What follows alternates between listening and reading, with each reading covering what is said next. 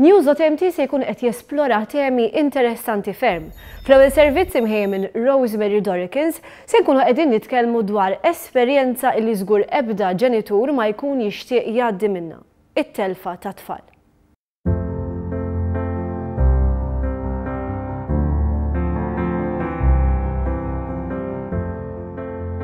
Tqala li ma tirnexxix hija esperjenza qiebsa għal kull mara li tgħaddi minnha, l-iktar meta minflok jieħdu t-tarbija d-dar, il-ġenituri jkunu jridu jaħsbu għad-difna tagħhom. Li biss inti ħatħalli li trabbi tiegħek hemmhekk u tmur id-dar mingħajrhom ġiġa hija qiebsa. U ħatmur id-dar u ma ssib xejn ħlief fil-memorji tagħhom qiebsa ħafna. Meta titlef it-tarbija tagħha qabel iż-żmien b'korriment jew minħabba xi komplikazzjonijiet, l-inqas ħaġa li tkun qed taħseb dwarha hija d-difna, iżda din hija r-realtà li jridu jħabbtu wiċċhom magħha. Tkellimna ma' Alexandra Castillo qabla li taħdem fid-Dipartiment SENS, Stillbirth and Neonatal Death Society fl-Isptar Mater Dei. Meta int qed tistenna tarbija u f'daqqa waħda minna raġuni ta' xejn bħalma ħafna drabi jiġri għaliex kultant ikun hemm ħiel li jista' jkun hemm xi ħaġa sejra żmerġ. Imma meta speċjalment ma jkun hemm ħiel ta' xejn, litteralment qishom laqtithom sajjetta fil-bnazzi u kważi xejn ma jgħaddilhom minn rashom. L-inqas ħaġa li tgħaddilhom li jridu jippreparaw għall-funeral. Minn 22 ġimgħa l fuq il-ġenituri għandhom l-obbligu li jirreġistraw it-twelid ta' wliedhom. Hemm ukoll obbligi dwar il-funeral. F'Novembru ssir difna komuni għalkemm illum il-ġenituri għandhom l-għażla. Minn 24 ġimgħa l-hemm il-ġenituri ma obbligati li jagħmlu l-funeral tat-tarbija. Taħt 24 ġimgħa, minn kif jalqu 24 ġimgħa jridu jagħmlu l-funeral huma.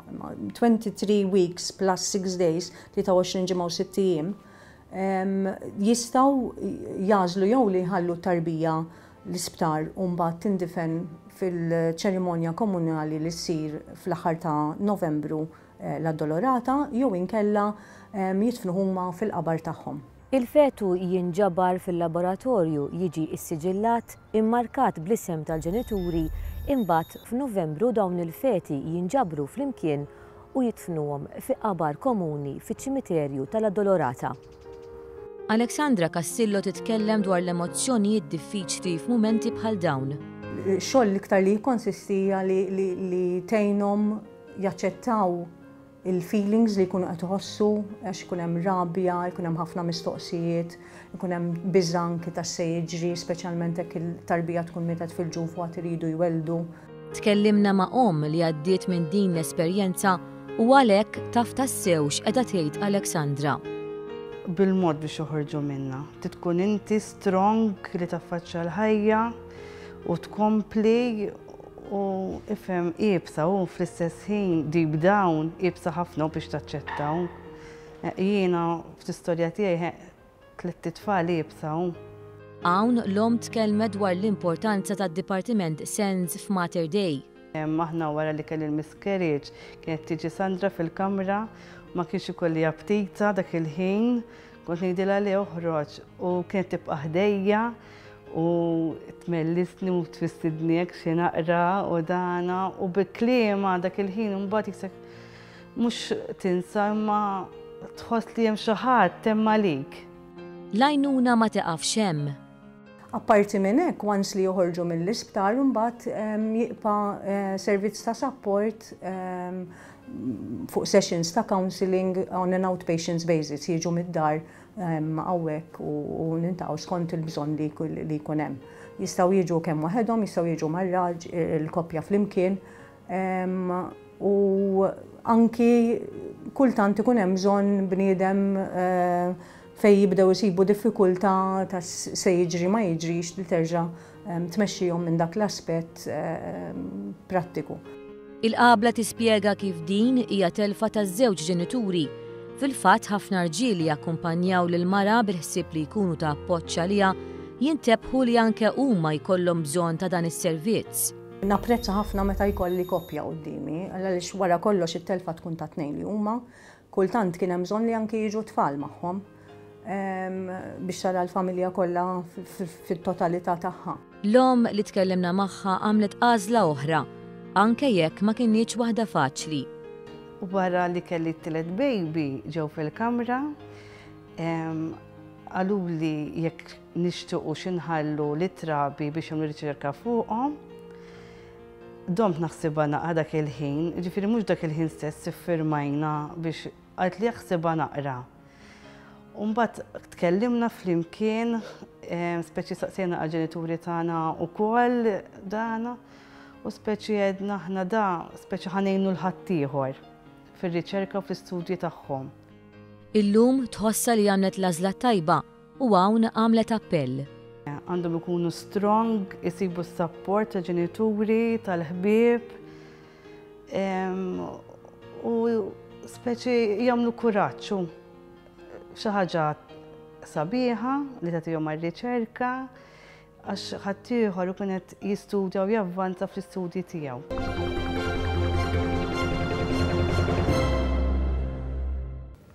Għall-intervista ta' din il-ġimgħa fil-programm News.mt għandna magħna lil Dr. Ian Castel di Paris li sa ftit xhur ilu kien sindku f'isem il-Partit Nazzjonalista f'Ħallija. Nista' ngħid li din hija intervista esklusiva, kelma li nisimgħu ħafna, imma fil-verità l-esklusiva hi meta jkollok xi ħadd li ħajkun qed jitkellem għall-ewwel darba. U hekk qed tagħmel inti f'dan il-każ wara r-riżenja tiegħek fis-sajf li għadda. Għaliex daqstant siket wara dik ir-riżenja u għaliex irreżenjajt fuq kollox? Ir-riżenja tiegħi kienet ilha ġejja għaliex ovvjament min-naħa tiegħi ma ħassejtnix li mal-partit kont qed naħdem hand in hand, anzi kienet iħossni ħafna drabi iżolat. Kienet ilha ġejja anke meta n-nazzjonisti kienu fil-gvern, kont fil-kulleġġ u rreżenjajt. Xarejn qabel kont batt email fejn avżajthom li jiena jekk l-affarijiet ħeqgħu sejrin hekk jiena posti m'għadux ma' dak il-partit.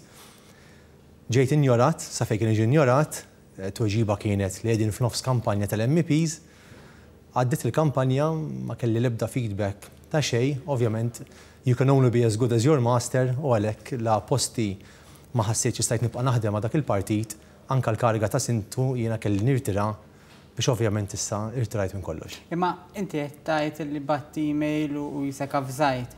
Meta inti rreżenjajt, ir-reaction kienet mill-Partit Nazzjonalista li kienu sorpriżi bir-riżenja għaliex kont ltqajt u inti ma semmejt xejn. Ġifieri inti qed tgħid illum illi kont infurmajt lill-Partit Nazzjonalista? Jiena xi xahrejn qabel kont batt email u kkopjajt ċerta nies fiha, ġifieri l-email ma tistax tgħid. ċerta nies ġifieri. ċerta uffiċjali fil-partit. Uffiċjali għolja? Uffiċjali għolja fil-partit iva. Jiena avżajthom li ma kienx jibqa' li post jien li f'nirriżenja jekk kont se nibqa' niġi stmat b'dan il-mod. Ir-risposta tant kienet vaga, kienet li qegħdin f'nofs kampanja. Allura jiena hemmhekk iddeċidejt li jekk partit jistma' n-nies tiegħu b'dan mod, ovvjament jiena naħdem ma' partit jekk tkun tħossok parti minn dak il-partit. La darba jien ma bqajtx iħossni iktar parti minn dak il-partit, allura kelli jiena nwarrab. U l-kariga ta' sindku ovvjament irriżenjajt għaliex la jien klajt taħt kappa ta' partit ma ħassejtx kien ikun ġust li nibqa' nkaxkar saqajja anke f'dik il-kariga. Imma fl-email li kont ktibt, x'wassal biex tikteb din l-email għaliex ma kontx qed tħossok komdu fil-Partit Nazzjonalista. Saħansitri inti fl-ittra ta' riżenja tiegħek għedt ukoll illi ma kontx qed tħossok stmat. Eżattament, il-ħaġa li ma jħossokx stmat hija li bniedem ma jkunx apprezzat u ma jkunx ikkalkulat u dik hija xi ħaġa ddejjaqni. Naħseb jiena id-dwejja li kelli fil-partit jew l-skumdezza li kelli samta anka ma' kunsilliera ħbib tiegħi, ma' nies rib il-partit ħbib tiegħi ukoll, però naħseb jiena kont l-unika wieħed li kont kapaċi nħu din id-deċiżjoni. Ġifieri tgħid li kien hemm oħrajn li kienu qed iħossuhom bħalek? Iva, kien hemm u għadhom. Kemm kienet deċiżjoni diffiċli li tħalli l-kariga fil-Kunsill Lokali? Inti konti ilek hemmhekk konti qed fit-tielet terminu tiegħek in-nies ta' Ħallija kienu qed itellgħuk sindku għal darba wara l-oħra u inti ħallejt din il-kariga li skont id-dera konti hu pjaċir taħdem minna. Iva, l-kariga ma ddispjaċini xejn li ħallejta għaliex jiena ma norbotx karigi ma' qalbi. Li ddispjaċini però huma n-nies ta' Ħallija li xina ħassejt li donni qed nabbanduna l-familja tiegħi. Kenna komunità sabiħa li kont nagħmlu minn qalbi, però iva ddispjaċini għan-nies, speċjalment il-feedback ta' wara li bdejt nara ħafna min-nies ħaduha ħażin ħafna għal mod li donnom jiena ħaniklaqhom mill-lokal. Dik qed dispjaċini, però l-kariga ma ddispjaċinix, speċjalment kariga li tkun klajt taħt kappa ta' partit u fl-aħħar mill-aħħar ma tkun stmata l-ebda mod kemm il-partit u kemm anke minn xi uffiċjal tal-partit, allura l-kariga f'dak il-mument ma tiswa xejn. Wara r-riżenja tiegħek, kien hemm min avviċinak mill-uffiċjali tal-Partit Nazzjonalista, il-Kap, Segretarju Ġenerali? Stramba biżejjed, illum qed niżvelu l-ewwel darba meta l-ħadd.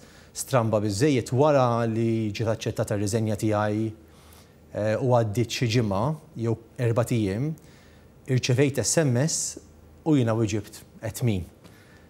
L-SMS kien mhux qed taraf in-numru għalli Simon Busuttil. Ovvjament jiena b'SMS għalli li jixtieq jintaqa' miegħi biex jiddiskuti dwar ir-riżenja tiegħi, però jiena ma aċċettajtx u hekk lu nirringrazzjak però m'għandniex lok għalfejn intaqgħu. Ir-raġuni hija la jiena deċiżjoni nkun ħatta I have to move on u naħseb jien kienet daħqa fil-wiċċ li kap ta' partit jgħidlek li kont imsiefer ma kienx jaf ġara fuq ir-riżenja ma kellux ċans ikellimni u wara inti tkun irriżenjajt rid jintaqa' miegħi biex jiddiskutiha. Naħseb jien f'dak il-mod il-kap tal-Oppożizzjoni rid jintaqa' miegħi biss biex jieħu li għandu jieħu jarmin ilem. Ġifieri, inti pretendejt li l-kap jiltaqa' miegħek qabel tirriżenja, kien jaf bl-email li batt il-kap? Mela, id-domandi għadin, jekk jiena batt email is-Segretarju Ġenerali, naħseb il-protokoll jitlob li qabel ma taċċetta riżenja l-ewwel ħaġa għandek tikkonsulta mal-kap tiegħek. Dik hija t-teorija tiegħi. Jekk tantu tant il-kap tal-partit sar jaf wara li s-Segretarju Ġenerali jkun aċċetta riżenja tiegħek, allura vera llum nikkonferma li għamilt sew u għarraft mill-Partit Nazzjonalista. Ħafna kienu qed jistennew li inti tkun wieħed mill-uċuħ li jieħdu prominenza f'dak li l-uffiċjali tal-Partit Nazzjonalista qed jgħidulu tiġdid wara it-telfa tal-elezzjoni ġenerali tal-2013 għall-Partit Nazzjonalista. X'taħseb imma li wassal biex ma ġarax dan biex inti ma kontx parti minn dak li suppost kellu jkun tim ġdid għax hawn jgħidlek li m'hemm tim ġdid xejn fl-aħħar mill-aħħar. Il-problema tal-PN hija dik li kull wiġ validu li jaraw x'jagħmlu biex ituk gambetta and they put you out of track. L-iżball li qed jagħmel Simon Busuttil illum u però nitkellem fuq issa għaliex jiena ex person li kont nimmilita mal-Partit Nazzjonalista huwa li għad hemm l-istess nies hemm ġew u mad-dawra tiegħu. Ovvjament illum qed ninduna wkoll li dawn in-nies ikollhom l-interess mhux teknikament li l-partit tagħhom ikun fil-gvern li huma jibqgħu igawdu maċ-ċirku tal-PN. U dawn huma nies li kif ikunu jafu li inti tista' tkun attrenti ħafna għall-PN, tista' tkun kandidat pożittiv ħafna, ovvjament kulħadd jibża l-postu u jaraw x'jagħmlu biex iwarbuk. Inti kont fil-PN għal bosta snin. Kif tħares li l-Partit Nazzjonalista ta' Simon Busuttil anke tqabblu mal-Partit Nazzjonalista ta' Lorenz Gonzi u għaddifeni kadami qablu? Jiena tajjeb ngħid fi żmien Lorenz Gonzi kont President tal-Kulleġġ u riżenjajt għaliex minn hemmhekk l-affarijiet jien ma bdejtx inħossni li nista' naħdem ma' dan il-partit. Kellek tagħmel li b'Simon Busuttil ħajmorru għal aħjar? Le, kieku jkolli nkun kritiku llum naħseb jiena Simon Busuttil huwa biss estensjoni tal-gvern li kellu Gonzi PN u naħseb l-iżbal kbir li qed isir huwa li minkejja li huma jafu li l-messaġġ huwa li n-nies ridu bidla jibqgħu mixjin għata parsi huwa partit ġdid huwa partit miftuħ. Mhuwiex partit miftuħ, huwa partit li l-bibien qed iżommhom mezza miftuħin, huwa partit li kandidati jew persuni valida ħafna u jiena kelli l-okkażjoni ntaqa' ma' ħafna nazzjonalisti, ex-nazzjonalisti li huma validi li sal-lum għadhom iħossu l-bibien magħluqin.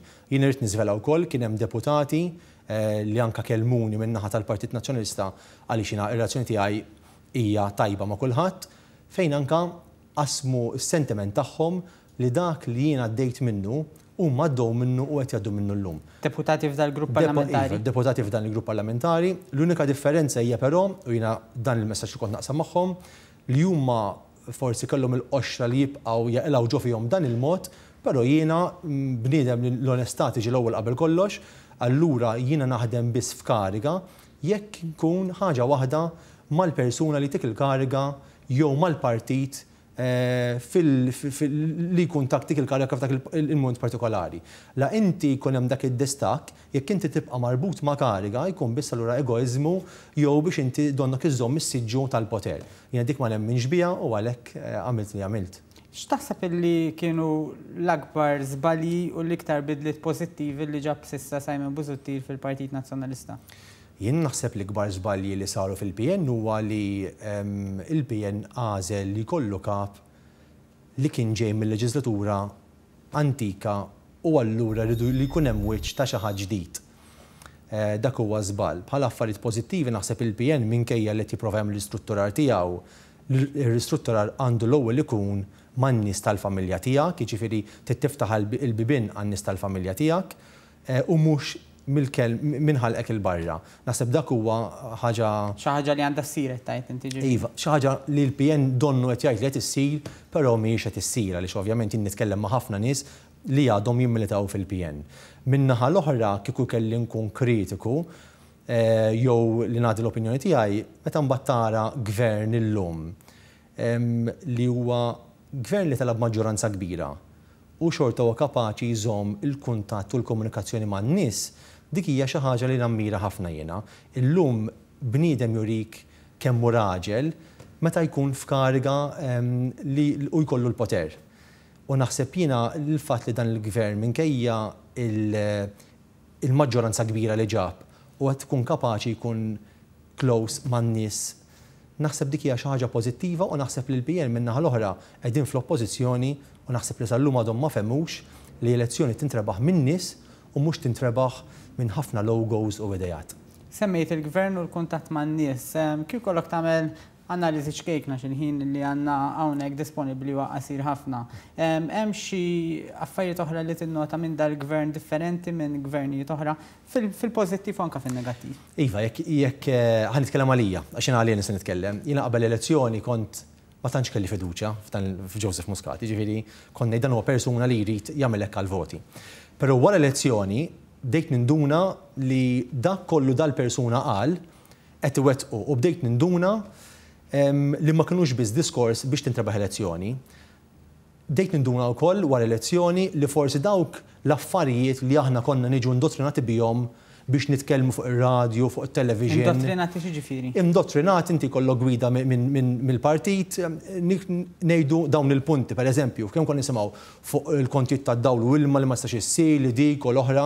Meta għaddiet l-elezzjoni u bdejt nara dan il-gvern beda jwettaq ħaġa wara l-oħra li forsi l-gvern ta' Gonzi kien jgħid qatt ma jistgħu jsiru.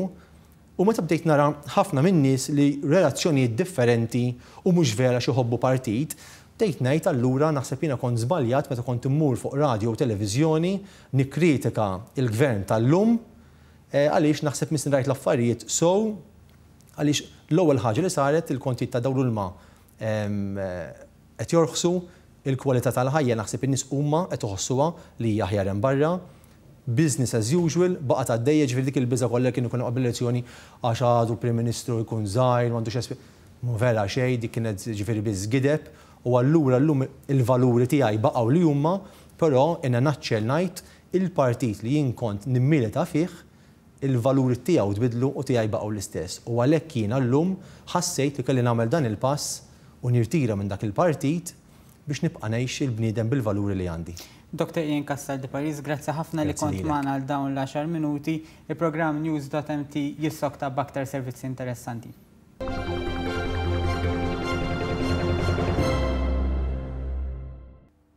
Wara ħafna wedid bdiet tiżżar mal-Power Station tal-Mars, iżda x'qed jiġri eżattament? Alejandro Balzan investiga.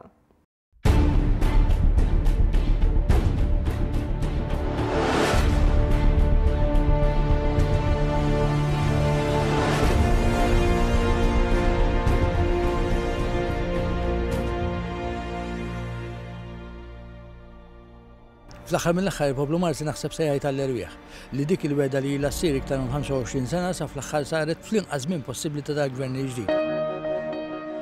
Din hija d-dikjarazzjoni tas-Sindku tal-Marsa Francis De Bono. Ħaċ-ċittadini tal-lokalità tiegħu ilu snin jittama li tinżamm il-weda li tingħalaq il-Power Station tal-Marsa.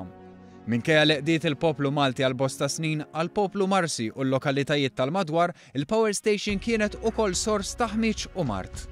Gvern wara ieħor immexxi mill-Partit Nazzjonalista wedhom li se jagħlaqha. Simon Busuttil kien saħansitra qal li kienet se tingħalaq bi sħubija ta' pajjiżna fl-Unjoni Ewropea. Iżda il-Power Station bdiet tiżżarma biss fl-aħħar jiem. Ix-xogħol mhix ġmielu anke jekk huwa wieħed ikkomplikat u li jieħu l-ħin. News.mt żar is-sit u tkellem mal-kap eżekuttiv tal-Ene Malta Fredrik Azzoppardi. Bażikament bħalissa wasalna tħanna ġa fażi oħra fejn qegħdin nippreparaw sabiex eventwalment fil-bidu tas-sena d-dieħla nkunu nistgħu nwaqqgħu xi ċmieni u anki inneħħu xi tankijiet. Jiġifieri bażikament bħalissa għaddej xogħol ta' twaqqih ta' strutturi li apparti li huma antiki mhux qed jintużaw anki perikolużi u anki taħmil ta' materjal biex bi preparazzjoni għal bidu tas-sena d-dieħla li nidħlu ġa fażi oħra. Il-proċess ta' bħalissa ġifieri biex ngħidlek tneħħija ta' strutturi u taħmil aħna qegħdin nistmaw li ħajdur madwar xahrin. Imbagħad nidħlu fil-fażi l-oħra ta' twaqqih ta' ċmieni u tankijiet. Ix-xogħol qiegħed isir kemm il-ħaddiema tal-Ene Malta kif ukoll minn ħaddiema ta' kontratturi privati. Bażikament bħala ammont ta' nies għandna madwar 20 ruħ li qegħdin jaħdmu li huma ħaddiema tal-Ene Malta li qegħdin mhux fil-parti tas-sit imma fuq in-naħa ta' warajja fejn qegħdin iżarmaw uħud mill-equipment li ġi dikjarat decommissioned u mhux ta' iktar ta' użu għall-Ene Malta. Fl-istess ħin hawn kuntrattur li qiegħed ineħħi l-materjal ovvjament minħabba li l-Ene Malta m'għandix l-apparat ta' gaffef u trakkijiet tagħha sabiex tagħmlu hi. L-eluq tal-Power Station tal-Marsa mhux proġett iżolat u qed jitwettaq għax il-Gvern għandu pjan l-enerġija li jinvolvi l-qalba għall-gass tal-impjant tal-BWSC f'Dellimara. Jinvolvi wkoll impjant ġdid li jaħdem bil-gass. Dan huwa pjan li se jagħti ftit nifs lir-residenti fin-naħa ta' isfel tal-pajjiż kif jikkonferma it-tabib Jason Bonnici. Dan ifisser li minfloku għandna impjant teknoloġija li aħjar u eventwalment ħajkonna impjant li jaħdem karburant li huwa ħafna aħjar li huwa l-gass. Da għandu jissarraf f'inqas emissjonijiet li jagħmlu ħsara saħħitna, inqas emissjonijiet li jtelfu l-kwalità tal-arja u allura eventwalment għandhom ifissru li jkollna titjib fil-kwalità tal-ħajja tagħna. It-ħassib tat-tabib dwar dak li kien jiġri fl-imoddi jikkonfermawh ukoll ir-residenti Marsin. Naħseb ukoll jenna nistennew għana kemm il-ħajjin dejjem naf hawnhekk. Li żarma għalina ħaġa tajba xejn. Barra minn hekk forsi iktar jisbiħaw. Għad pjaċiru għax kien konna ħafna ħmiġ. Anke ġib il-mard fuq in-nies. Mhux tajjeb ħafna. Kienet taffettwakom mod ħażin ġifier? Ħafna. Tajba ħafna hejn. Kif kienet taffettwakom? Ħafna bil-mikrofon barat kollox Swedija. Taffettwana ħafna. Għal-nifsu jekk inħabba l-pulmun kienet taffettwana ħafna. Min barra s-saħħa ix-xogħol li qed isir biex tiżżarma l-Marsa se jkollu impatt fuq oqsma oħra ta' natura soċjali. Għall-irwieħ għax l-impatt li kellha fuq il-Power Station fuq il-lokal tagħna huwa kbir. Impatt fuq is-saħħa tal-individwu, impatt fuq il-proprjetà tal-individwu, impatt enormi li kienet tittiġġel li n-nies tal-lokal tagħna joħorġu minn hawnhekk. Fil-fatt il-popolazzjoni tagħna f'inqas minn 10 snin 15-il sena minn 10,000 niżlet għal 6,000 ruħ. Anke jekk kollox jieħu ħinu wara snin jilmentaw dwar l-effetti ta' dan il-proġett, in-nies tal-Marsa jistgħu jibdew jitkellmu dwar ġejjieni differenti. Almenu l-arja iktar nadifa u l-ambjent iktar sabiħ li ma gawdewx huma se jkunu jistgħu igawdu ħoliedhom.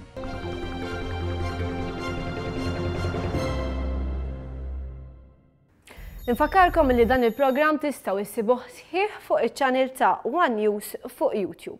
Intant, l-Addasa u l-Isptar Ġenerali ta' Għawdex x'inhija relazzjoni bejnietom. Se jispjegalna aħjar il-kollega Stefan Borġ.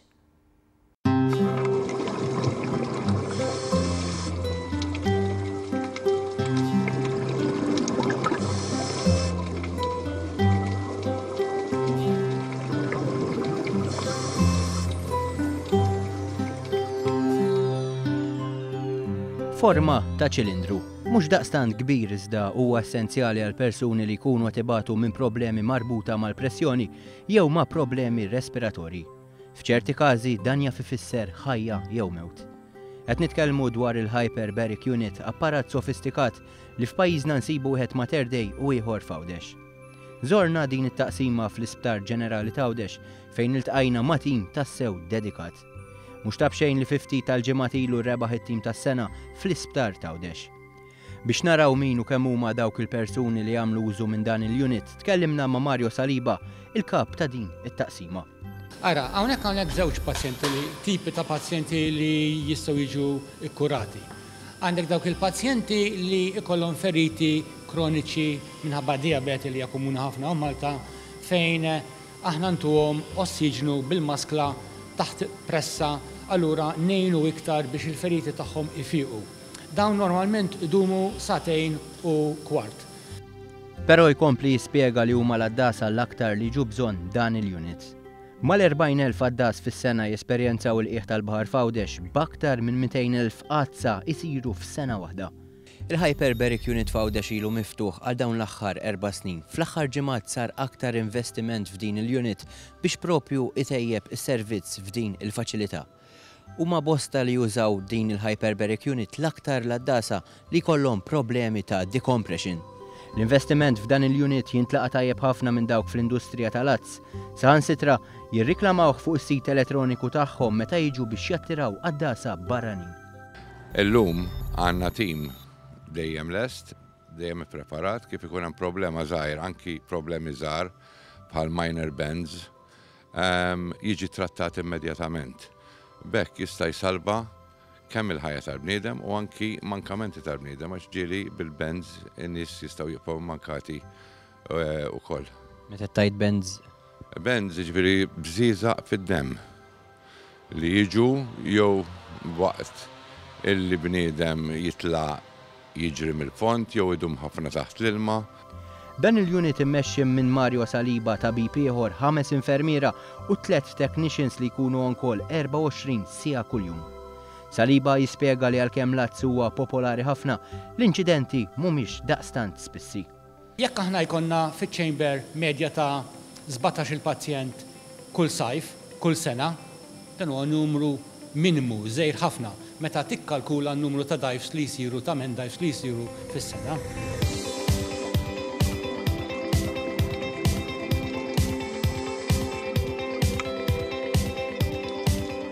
Fl-istess waqt, dan il-unit jagħti sens ta' sigurtà fost l-addasa. It makes everything about safety when you dive and you have a hypermetric installation nearby, so you're in full security if something happens. And when you have any decompression problem, it's not far away to go. Mario Saliba jitkellem b'sodisfazzjon dwar kif illum qed ikun sfruttat iktar il-potenzjal ta' dan il-post. Meta tajt li qed taħdem kuljum, ġifieri f'dawn l-aħħar 4 snin ma kienx qed taħdem kuljum? Kien hemm perjodu fil-bidu tal-sena 2013 fejn iċ-chamber kienet wieqfa s-servi biss għal emerġenzi u ma kienux jingħataw trattamenti lill-pazjenti tal-isptar stess. Kollox ma kollox dan is-servizz se ikompli tejjeb il-faċilitajiet tas-saħħa f'pajjiżna saħansitra fil-gżira ċkejkna ta' Għawdex. Gżira li qed tiġbed l-eluf ta' turisti, speċjalment dawk dilettanti tal-baħar.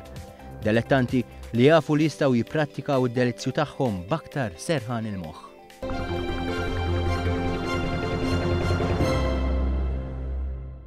Biex issegwu x-xogħol tal-Kamra tal-Aħbarijiet żuru l-paġna Facebook ta' One News. Dak kollox għal-lejla, grazzi tal-li kontu magħna, nsellmilkom.